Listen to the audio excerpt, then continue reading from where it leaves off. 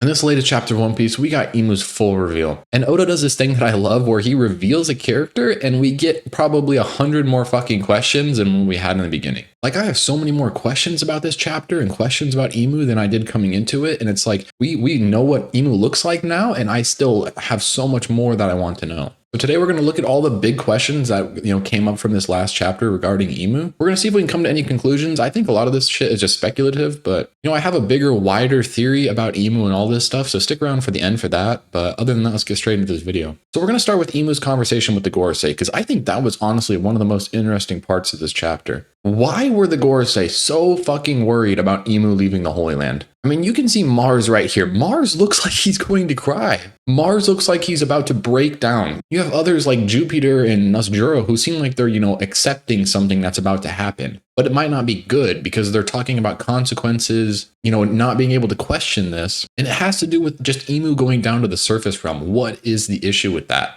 First off, I'm going to get this out of the way. I think that Imu could be good, or at least have a good side. And I think this goes all the way back to Harold, where Oda put this into place, where like Harold wasn't bad, but because he was controlled by Imu, he started, turning bad, or he had an evil mind. And I think that could be the case for all the God's Knights, even the Gorosei. And I think it could even stem to Imu. But I don't think it really matters necessarily for this video. Like, if Imu is good or bad, I think all of this shit still applies. Or I think it's all irrelevant. So first off, maybe Imu is sick and Imu is actually going to die. We know these sicknesses exist in One Piece. Roger died from the same type of shit. And it's possible that like Imu's been on their last leg for a while, and that the Gorosei know, like, okay, if Imu leaves to go fight, they're going to be so weak that they just die, like a Whitebeard at Marineford type of thing. Or it's possible that Imu's going to go die in general, like Imu is good or something like that. Maybe there are some more, context to that, but Imu's going to go die. Maybe Imu's going to go sacrifice themselves or something like that. I mean, I don't really know. It seems like Imu plans on coming back, considering in 1178, Imu was like, okay,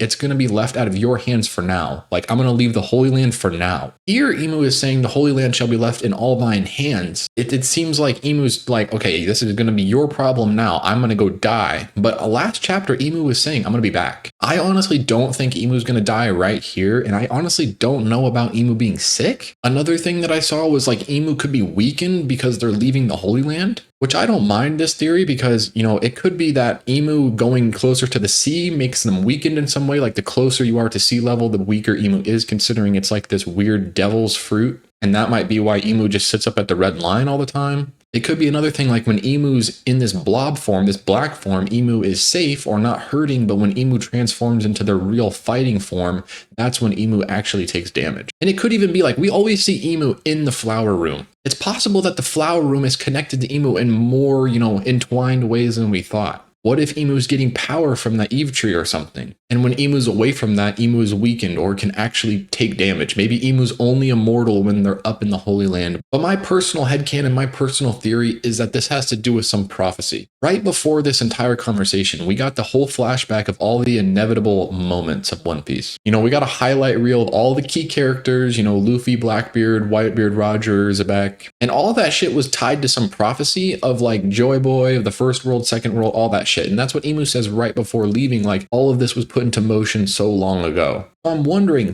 maybe Imu leaving the Holy Land is a part of a prophecy. Maybe the reason why the elders had to do shit on Egghead and why the God's Knights are here on Elbaf until now is because when Imu actually starts moving, that is, putting a prophecy into play. What if once Imu leaves the Holy Land, that is a trigger for something? Because before this, they're talking about inevitable. Like, this was all inevitable. This moment was going to come eventually. And what Imu confirmed when they tried to dominate Luffy and Loki, I think that might have been, okay, this is confirmation that this is truly Nika and this is truly Nidhogg, and the time is now for Imu to put their prophecy into place. And that could be why they don't want Imu to leave at any cost. It's because they know once Imu leaves, that means that maybe the final war is actually beginning due to some prophecy. Or maybe Imu's actually supposed to die, and Imu knows that and is dying on purpose because of a prophecy. I don't know. I find it odd that Joy Boy and everyone is a part of some prophecy, even like Davy or some shit. Like, everything is tied to fate. Where is Imu's tied to fate? Like, where does Imu get tied into a prophecy? I don't know. I'm going to cook with the prophecy thing more later, so stick around for that, but let's get moved on. The other big thing in this chapter was Imu took damage, or Imu is sick and bleeding or something. And after this damage is taken, Imu is powering up. So this could be tied to what the Gorosei are talking about. Like if Imu has a curse on them and they can't leave the Holy Land, or if Imu's powers are tied to staying up at the Holy Land and Imu's weaker coming down here, maybe Imu's taking damage because of that. So it's possible that the Gorosei's thing is tying to, this moment. Or if Imu is sick and is dying, we're just seeing that straight up here. So it could go that route, but I have this other version, and this is immediately what I thought of in the chapter. All of Imu's powers, right here with Dami Reversi, right up here with this other version of Dami Reversi, all of this shit, it exchanges a portion of the lifespan in order for power. What if that's exactly what Imu has to do with their own powers? Like in order for Imu to turn other people into demons and things, they have to take their lifespan and turn them into a demon, giving them the strength. What if that's exactly what Imu has to do with their powers? Imu is tied to the devil so much, and the devil, what do you do with the devil? You sell your soul to the devil. So what if in order for Imu to power up, they have to take damage or something like that? They have to give up a portion of their lifespan. Because immediately after taking this damage, Imu powers up. So that would mean that this isn't tied to what the Gorosei are talking about, which we really have no way to know. I don't know. In my opinion, if Imu is dying right here or is sick or they have some type of curse, then that shrinks this down a lot, because that means that this moment and what the Gorosei were talking about are connected. But I think if this is tied to, Imu taking damage to power up, that is separate from what the Gorosei are talking about. And that's where like the prophecy thing could come into play. And we see this line from Imu, like, will thou keep making Mu suffer? That could be talking about this power. Like Imu is suffering because every time Imu powers up, they have to give a part of their lifespan. Now, there could be other things for this. Like Imu was talking about Vivi right after this, panel. So maybe Imu was just talking about like, I'm suffering because I can't have Vivi. Or maybe Imu's actually good in some way and like all of this shit is just putting Imu in turmoil. But if Imu needs to take damage in order to receive their powers, Imu is immortal. And what did we just get with Loki? We got these contingencies with these devil fruits. In order to bring out the most from Loki's devil fruit, you had to be the biggest size possible as a normal person. So that way, once you ate your devil fruit, you would be the biggest dragon possible. And I'm wondering if there is a same, trick to Imu's powers. I think Oda could go this route, considering with Bonnie and Egghead and now with Loki and Elbaf, you have these fruits that need specific conditions in order to bring out the most power for them.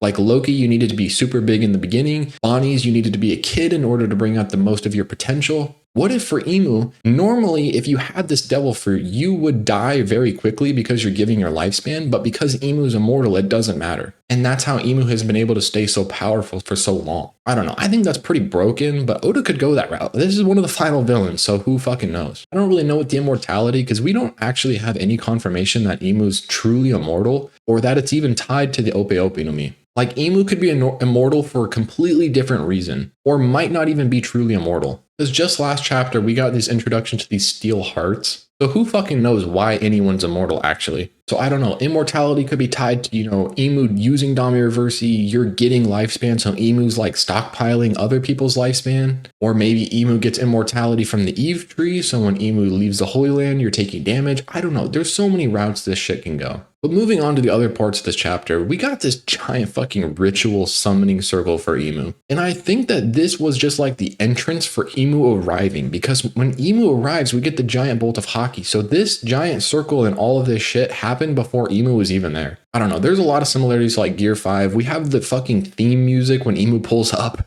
and we've got like evil houses. This reminds me a lot of Big Mom. But it also reminds me of Gear 5 because Luffy turns everything around him free. It turns everything into rubber. All of the environment starts moving. But when Imu shows up, everything just turns evil. We have these giant pillars that come down and they strike the houses and the trees, which we see the houses and trees turn evil. But I don't know if it's like everything in this circle is now under Imu's control. Everything in this circle maybe is turning evil. Like, are all of these houses, is the castle evil? Are the trees evil? Are people's emotions affected when they're inside this circle? Are people turning evil in the circle? I don't really know. Next chapter, we're going to have to wait and see. I think Imu's powers could go crazy. I want to look at Imu's face reveal a little bit here and look at some of the details. So first thing I want to point out is Imu is ginormous in this image. I think that was one thing from the chapter that I didn't really take because I didn't really I don't know. The scaling is so fucking weird in this arc. Imu should actually be pretty big here. I don't know how big. I don't really think giant size, but maybe like a Whitebeard or a Blackbeard type size. But Imu is not, Luffy size. Another big thing that I wanted to point out is this Hagoromo looking circle in the back. We don't actually have confirmation that this is a Hagoromo. Like, I mean, we don't see a Hagoromo. Maybe this is like a refined version, and that's why it's in such of a, perfect circle. But I saw a theory about how these eyes could be all of like the Covenant users, because there's 13 eyes and there's technically 13, deep sea users, I think. So maybe that's an eye for each person. My theory is that maybe this is, part of the abyss, or like this is a connection to the abyss. And maybe this is, a demon or something looking through the Hagoromo abyss in order to see out, which we'll get to in my next point of like what I think Imu's blob form is. But I think that the Hagoromo being tied to the abyss could be a, reoccurring thing. And I think it even might have connection to Luffy and how his Toon Force work, because we've seen Luffy pull out shit from the clouds around him, basically. Like when Luffy is creating something, it seems like he's drawing it out of his Hagoromo or the clouds around him. But when Imu is doing things, it seems like he's summoning things from the abyss. So I'm wondering, is there a good version of the abyss and is there a bad version of the abyss? Is Luffy pulling shit out of the good version of the abyss and is Imu pulling shit out of the bad version? And they might just be tied to the Hagoromo, and that might be why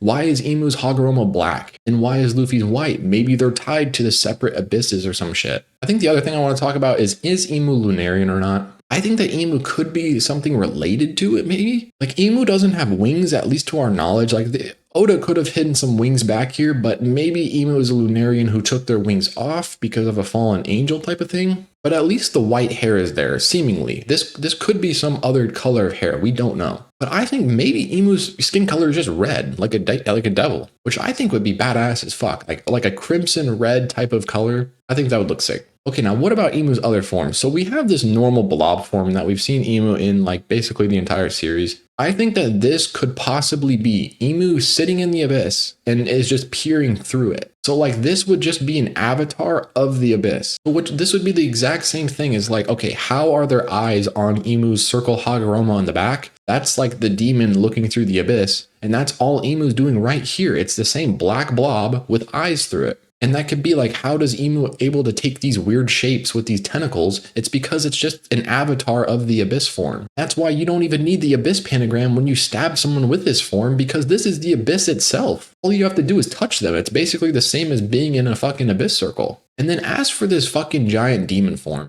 this is where I think that the, demon could come into things. This could either be Imu themselves, like in some giant form, or I'm thinking that this is the demon that is locked inside the abyss. I think that this is going to be something like a Top Musica. I mean, there are so many similarities between Film Red and Emu's powers in general, where I'm like, okay, if Imu is actually going to come here and die, like a part of some prophecy, maybe Imu dying releases this fucking demon, and this has all been a part of the plan. Or Imu is going to be taken over by this demon. Like, if Imu was good in the past, maybe this demon has been the thing influencing Imu all along. Which I think is something that Oda would do, because he doesn't want to put, the evil and bad deeds on the people. He'd rather put it on this fucking entity. I don't know. I find it odd that Top Musica has these giant black wings exactly like this demon here. And seemingly there has to be some connection to the first world. So I'm like, dude, okay, first world demon gets sealed into the abyss somehow. And now Imu is getting controlled by it in the second world. Third world, that demon's coming back and Luffy's going to get it out of here for good. So we could even get a sympathetic backstory for Imu and the world government as a general and how they've all been controlled by this demon, which I don't know, could be pretty interesting. That's all I got for today's video. If you guys have any theories about Imu and their new powers, I'd love to hear them down below. That's all I got for today. See ya.